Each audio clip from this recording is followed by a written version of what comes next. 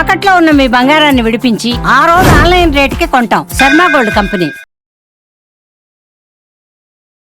Welcome to Sumanti. నేను మీ సుమంటి వినాగ్. చాలామంది గోచార రీత్యా కనుక మనం చూసుకుంటే మ్యారిటల్ లైఫ్లో కొన్ని దోషాలు శాపాలు ఉండేటువంటి అవకాశం ఉంటుంది. వేదిక్ ఆస్ట్రాలజీ అటువంటి వాటికి ఏం చెప్తుంది? ఈరోజు మనతో పాటు వేదిక్ ఆస్ట్రాలజీ ఉమాగారు ఉన్నారు. అది వారి మాట్లాడి తెలుసుకుందాం. నమస్కారం ఉమాగారు. నమస్తే నాగరాజు గారు. వేదిక్ ఆస్ట్రాలజీ ప్రకారం కనుక మనం చూస్తే ఏ మ్యారిటల్ రిలేషన్షిప్లో అయినా సరే కొన్ని థింగ్స్ వల్ల డెఫినెట్గా గొడవలు జరిగే అవకాశం ఉంటుంది. సో జనరల్గా మనం చూసుకుంటే గోచార రీత్యా ఏ రాశి వారికి ఏ విధంగా ఉండే అవకాశం ఉంటుంది, అండ్ ఆ శాపాలు అండ్ ఆ దోషాలు ఏ విధంగా ఉండే అవకాశం ఎక్కువగా ఉంటుందండి అసలు? తప్పకుండా అండి. ఏదైతే మనం మాట్లాడుకునేటువంటి వైవాహిక జీవిత సమస్యల్లో కనుక ఎందుకు అకారణంగా తగాదాలు కానీ గొడవలు కానీ విభేదాలు అంటే మ్యారీడ్ లైఫ్ మీద చాలామందికి చాలా రకాలుగా హోప్స్ ఉంటాయండి. నా భర్త ఎలా ఉండాలి, నా భార్య ఎలా ఉండాలి, నేను పెళ్ళైన తర్వాత ఇలా బ్రతకాలని చాలా ఆశలు ఉంటాయి. కానీ అనుకోని విధంగా ఎన్నో రకాల ప్రభావాల వల్ల ఎందుకు ఇబ్బంది పడతారు, ఎందుకు విడిపోతారు, ఎందుకు చనిపోవడం జరుగుతుంది, ఇవన్నీ తెలుసుకోవాలి అనుకుంటే ప్రతి మనిషికి తనకి తెలియనటువంటి చేసినటువంటి కర్మల వల్ల వచ్చినటువంటి శాపాలు కొన్ని ఉంటాయండి. ఆ శాపాల మూలకంగానే ఈ యొక్క మ్యారీడ్ లైఫ్లో ఇబ్బందులు వస్తూ ఉంటాయి. ముఖ్యంగా మనం చూస్తే మొదటిది విత్త శాపము అని చెప్పబడింది. విత్త శాపము అని అంటే విత్త అంటే ధనము, ధన మూలకంగా వచ్చేటువంటి మ్యారీడ్ లైఫ్లో ఇబ్బందులు ఇప్పుడు నేటి సమాజంలో ఇప్పుడు అవే ఎక్కువగా కనబడుతున్నాయి. అంటే ఆస్తి కానీ ఆర్థిక వ్యవహారాల్లో కానీ వ్యాపారంలో కానీ తెలుసో తెలియకో చేసినటువంటి అవినీతి, అది వంశపారంపర్యంగా ఎవరు చేసినా లేదా ఆ వ్యక్తి తన పూర్వజన్మలో కానీ ఆ జన్మలో కానీ చేసినా దానివల్ల వచ్చేటువంటి శాపమే విత్త శాపము. దీని మూలకంగా ఏం జరుగుతుంది అంటే సంపద ఎంత సంపాదించినా నిలబడదు. వీళ్ళు సంపాదించినటువంటి సంపద అంతా కూడా ఎవరో అనుభవిస్తూ ఉంటారు. అప్పుల పాలైపోవటం మీరు బాగా గమనిస్తే ఇద్దరికి పెళ్ళైన తర్వాత ఇద్దరు వ్యక్తులు కలిసిన తర్వాత తీవ్రమైన అప్పుల్లోకి వెళ్ళిపోవడం, ఆస్తి నష్టం కలగడం ఇవన్నీ జరుగుతూ ఉంటాయి. ఇది సడన్గా ఎందుకు జరిగింది, ఆ భార్యనో భర్తనో దూషించి నీ వల్లే ఇలా జరిగింది అని చెప్పి మనం వింటూ ఉంటాం ఇలాంటి మాటలన్నీ. దీనికి కారణము విత్త శాపం నాగరాజు గారు. ఈ విత్త శాపం ఉండడం మూలానే, అది కలగడం మూలానే వైవాహిక జీవితంలో ఇబ్బందులు వస్తాయి. సో దీని మూలకంగానే అప్పులు పాలైపోతుంటారు. తాకట్లు పెట్టేసి ఇళ్ళు అమ్మేసుకోవడము, ఆస్తి నష్టం అవ్వడము, వ్యాపార నష్టాలు రావడము, ఆరితేరినటువంటి బిజినెస్లో కూడా తీవ్రమైన ఇబ్బందులు పడడం లాంటివి దీని మూలకంగానే జరుగుతుంటాయి. దీని మూలకంగానే మ్యారీడ్ లైఫ్లో తీవ్రమైన ఇబ్బందులు వస్తూ ఉంటాయి. వినకూడనటువంటి మాటలు వింటారు, తద్వారా విభేదాలు, అనేక రకాల సమస్యలకి విత్త శాపం అనేటువంటిది కారణం అవుతుంది. ఇక రెండవది చూస్తే విషయ శాపము. శుక్రబలం తగ్గడం మూలాన వచ్చేటువంటి శాపముగా దీన్ని గుర్తించవచ్చు. అంటే వంశపారంపర్యంగా లేదా ఆ వ్యక్తి కానీ పూర్వజన్మలో కానీ ఆ జన్మలో కానీ తెలుసో తెలియకో పరస్త్రీ వ్యామోహంలో పడిన లేదా పరపురుషుని వ్యామోహంలో స్త్రీ పడిన భార్య, దానివల్ల వచ్చేటువంటి కర్మ ఊరికే వదిలిపెట్టదు. అదే విషయ శాపంగా మారి భార్యాభర్తల మధ్యలో అనుమానాలకి ప్రేమానురాగాలు తగ్గడానికి దారితీస్తుంటుంది. ఈరోజు మీరు చూస్తే నాగరాజు గారు చాలామంది భర్త భార్యని కొట్టడము, అనుమానించడము, లేకపోతే బెదిరించడము, ఆ అనుమానం అనేటువంటి జబ్బుతో భార్య చాలా ఇబ్బంది పడుతూ ఉంటుంది. పడరాని మాటలన్నీ పడుతూ ఉండడము, అసలు ఏమీ లేని పరిస్థితిలో కూడా ఇలాంటి మాటలన్నీ విని చనిపోవడానికి ఆత్మహత్య చేసుకోవడానికి సిద్ధపడిన వాళ్ళు చాలామంది ఉన్నారు. చాలా నక్షత్రాలు వాళ్ళండి. సో దీని అంతటికీ కారణము విషయ శాపం అనేటువంటిది ఉంటుంది. ఆ విషయ శాపము భార్య కానీ భర్త కానీ చేసుకున్నటువంటి కర్మ వల్ల, ఎవరైతే వేరే వాళ్ళ మీద వ్యామోహం పెరిగి చేసుకున్నటువంటి కర్మ వల్ల చాలా మంది అఫైర్స్ మీరు చూస్తే ఈ యొక్క శాపం మూలకంగానే పరస్త్రీ వ్యామోహము, ఈ శాపం మూలకంగానే ఇక్కడ సంపాదించిన డబ్బంతా తీసుకెళ్ళి అక్కడ పెట్టడము, వీళ్ళ యొక్క కుటుంబానికి సంతానానికి డబ్బులు లేకపోవడము, ఈ యొక్క శాపం మూలకంగానే వ్యసనాల బారిన పడడము, జూదం అనేటువంటిది అలవాటు అవ్వడము, డబ్బులన్నీ నాశనము, ఆస్తి నాశనం చేయడము, ఇవన్నీ కూడా కుటుంబం అంతా విచ్ఛిన్నం అవ్వడం అనేటువంటిది ఇక్కడి నుంచే ప్రారంభమవుతుంది. అయితే ఇక మూడవది ఏంటి అంటే వంశ శాపము అని ఉంటుంది నాగరాజు గారు. వంశపారంపర్యంగా ఎవరైనా సరే పవిత్ర జీవరాశులుగా పిలువబడేటువంటి సర్పాలను చంపినా, హింసించినా, లేదా అవి కలిసినప్పుడు వాటిని విడగొట్టే ప్రయత్నం చేసినా ఈ వంశశాపం అనేటువంటిది వస్తుంది. దీనిని మనం జాతకంలో పంచమ స్థానంలో కేతువు, పంచమంలో రాహువుగా, పంచమంలో శని భగవానుడుగా, పంచమంలో శని రాహుల కాంబినేషన్గా గుర్తిస్తూ ఉంటాం. లేదా కాలసర్పదోషంగా. దీని మూలకంగా ఏం జరుగుతుందంటే సంతానము కలగకపోవడము, మిస్క్యారీ అవ్వడము, పుట్టినటువంటి సంతానము బాల అరిష్టంతో జన్మించడము, మాటలు సరిగ్గా రాకపోవడము, ఇంకా చైతన్యం రాకపోవడము, అవిజ్ఞానం రాకపోవడము, విద్యలో అభివృద్ధి లేకపోవడము, చిన్న వయసు నుంచి ఆరోగ్య సమస్యలు, వ్యసనాలు, జోదరిలాగా అయిపోవడము, తల్లిదండ్రుల మాట వినకపోవడము, తద్వారా వచ్చేటువంటి మ్యారీడ్ లైఫ్లో ఇబ్బందులు, ఇవన్నీ కూడా ఈ వంశశాపం మూలకంగా వస్తుంటాయి. ఈ వంశశాపం అనేటువంటిది చాలా తీవ్రమైందండి. ఒక ఇంటి యొక్క శాంతిని మొత్తాన్ని భంగం చేసేస్తుంది. ప్రశాంతంగా ఎవరు ఉండలేరు. తరువాత 4వది కర్మవశము అని ఉంటుందండి. కర్మవశము అని అంటే ఉదాహరణకి భార్యాభర్తలు జాతకాలు చేసుకున్నా, చూసుకోకుండా చేసుకున్నా, లవ్ మ్యారేజ్ చేసుకున్నా, ఇద్దరి యొక్క మనస్తత్వాలు కుదరకపోవడము, ఈగో ప్రాబ్లమ్స్కి వెళ్ళడము, నువ్వా నేనా అనేటువంటిది, ఇద్దరికి డబ్బులు ఉంటాయి, ఇద్దరు కుటుంబాలు బాగుంటాయి, వీళ్ళకి ఒకరికొకరు నచ్చదు అంటే బిఫోర్ అండ్ ఆఫ్టర్లా ఉంటుంది. గొడవలు అవ్వడము, పెద్ద మనుషుల దగ్గరికి వెళ్ళడము, విడాకులు, లేదా పెళ్ళైనటువంటి వెరీ షార్ట్ పీరియడ్ ఆఫ్ టైంలోనే వైధవ్యం అనేటువంటిది కలగడము, అంటే భర్త చనిపోవడం లాంటివి జరుగుతూ ఉంటాయి.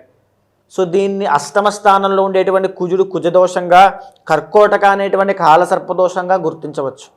అష్టమ స్థానంలో రాహు, ఈ యొక్క కేతు ప్రభావం వల్ల ఈ యొక్క కర్మవశం అనేటువంటిది ఎవరికైతే ఉంటుందో వాళ్ళు ప్రశాంతంగా ఉండలేరు. Within 1 year తిరగకుండానే విడిపోతుంటారు. ఇది కర్మవశం. పూర్వజన్మలో చేసుకున్నటువంటి కర్మ, తరతరాలుగా వచ్చినటువంటి కర్మ, ఎక్కువగా సంతానాన్ని పొందడము, ఇవన్నీ కూడా శాపాన్ని గుర్తించేటువంటి విధానంగా మనం చెప్పచ్చు. అయితే ఈ యొక్క కర్మశాపాన్ని ఇంకా మనం గుర్తించాలి అంటే భార్యాభర్తలు దూరం అవ్వడం అండి. ఐదర్ భార్యకి యాక్సిడెంటే దూరం అయినా, తీవ్రమైనటువంటి ఆరోగ్య సమస్య చిన్న వయసులో పెళ్ళైన తరువాత వచ్చి దూరమైనా, భర్తకి ఆరోగ్య సమస్య వచ్చి దూరమైనా, యాక్సిడెంట్స్ ప్రమాదంలో గురై దూరమైనా, ఎలాగైనా సరే వాళ్ళిద్దరూ కలిసి ఉండడం అనేటువంటిది జరగదు.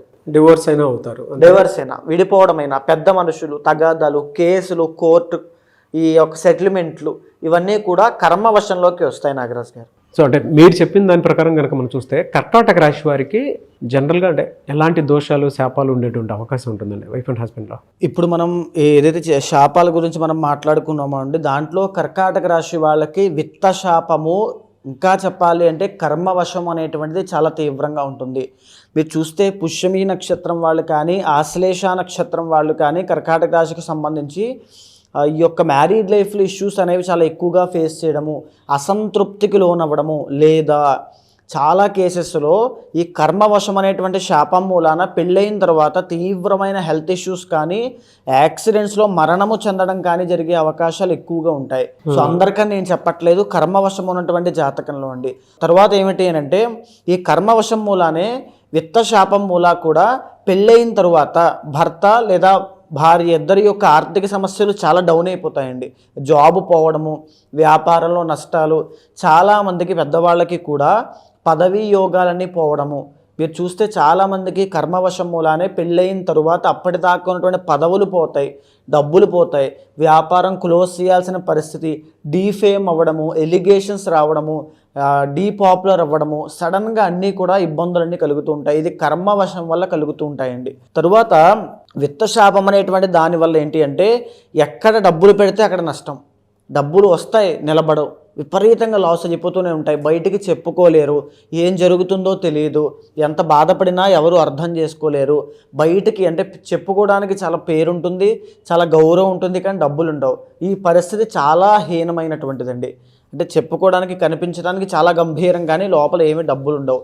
తరువాత చెప్పాలి అంటే the original 7th and 8th Lord Shani అవుతారు. కాబట్టి ఎంత గొప్ప స్థాయిలో ఉండేటువంటి వాళ్ళు చిన్న చిన్న ఎంప్లాయీ పొజిషన్కి వచ్చేయడమో, ఏదో చిన్న జాబ్ దొరికితే చాలే అనేటువంటి పొజిషన్కి వచ్చేయడమో, లేదా అష్టమ స్థానాన్ని సూచన చేస్తుంది. కాబట్టి పెళ్ళయిన తరువాత భార్య లేదా భర్త యొక్క మరణము అనేటువంటిది, ఇవన్నీ కూడా విడిపోవడము. అండ్ ఇంకా చెప్పాలి అంటే నాగరాజు గారు సంతానం కలుగుతారు. సంతానం కలిగిన తర్వాత ఇలాంటి ఇష్యూస్ అనేవి స్టార్ట్ అవుతాయి.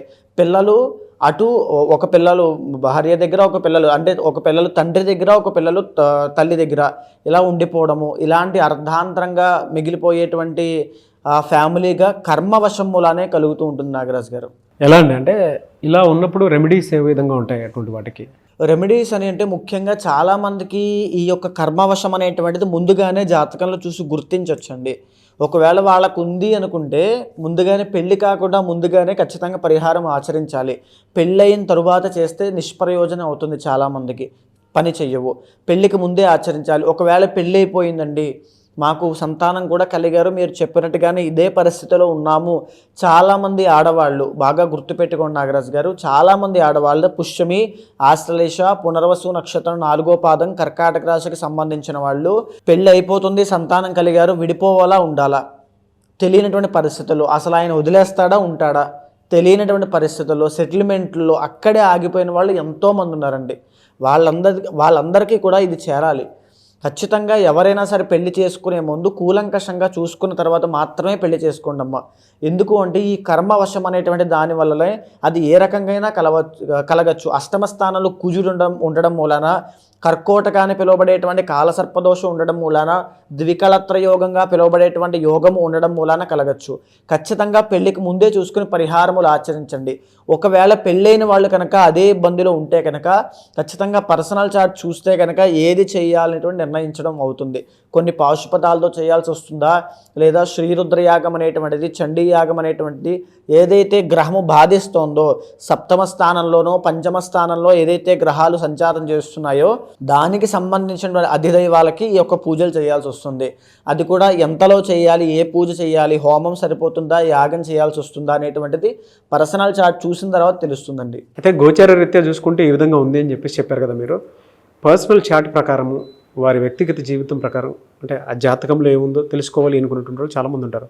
ఈ దోషంలో ఉన్నారా లేదా అనేటువంటి దానికి మిమ్మల్ని అప్రోచ్ అవ్వాలి అంటే ప్రాసెస్ ఏంటండి? తప్పకుండా అండి. ఇప్పుడు మనం మాట్లాడుకునేటువంటి అంశం అంతా కూడా ఈ యొక్క జ్యోతిష శాస్త్ర పరంగా ఏదైతే శాపాలు చెప్పబడ్డాయో అది రాశిరీత్యా ఒక డిఫాల్ట్ బ్లూ ప్రింట్లా మనం మాట్లాడుకున్నాము.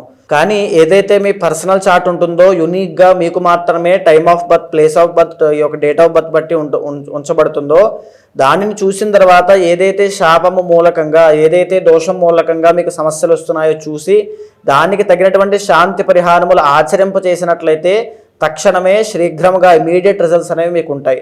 అలాంటి వాళ్ళు ఎవరైనా ఉంటే ఖచ్చితంగా కింద కనిపించేటువంటి నెంబర్కి కాల్ చేస్తే తప్పకుండా మీ యొక్క పర్సనల్ చార్ట్ చూసిన తర్వాత మీకు మంచి సజెషన్స్ ఇస్తాను.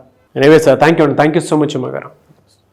చూసారు కదండి వీడియో. ఈ వీడియోపై మీ అభిప్రాయాన్ని కమెంట్ బాక్స్లో పోస్ట్ చేయండి. ముఖ్యంగా మీరు కనుక మీ వ్యక్తిగత జాతకం ప్రకారం ఏ విధంగా ఉంది ఏంటని జాగ్రత్తలు పడి ఈవెన్ వైఫ్ అండ్ హస్బెండ్ రిలేషన్షిప్లో ఉన్నా, లేదు అని అంటే జనరల్గా కెరీర్ పాయింట్లో చూసినప్పుడు మీ వ్యక్తిగత జాతకం ప్రకారం ఏ విధంగా ఉండే అవకాశం ఉంటుందని మీరు తెలుసుకోవాలనుకున్నా కూడా స్క్రీన్ మీద ఉమా గారి కాంటాక్ట్ నెంబర్ కనిపిస్తుంది. దాన్ని మీరు కాల్ ఆర్ మెసేజ్ వాట్సాప్ చేసి మీరు డెఫినెట్గా అపాయింట్మెంట్ బుక్ చేసుకోవచ్చు. అండ్ ఈ వీడియో లైక్ చేయండి, షేర్ మాత్రం తప్పకుండా చేయండి. ఇలాంటి మరిన్ని వీడియోస్ కోసం మా ఛానల్ ఫాలో అవ్వండి. Thank you.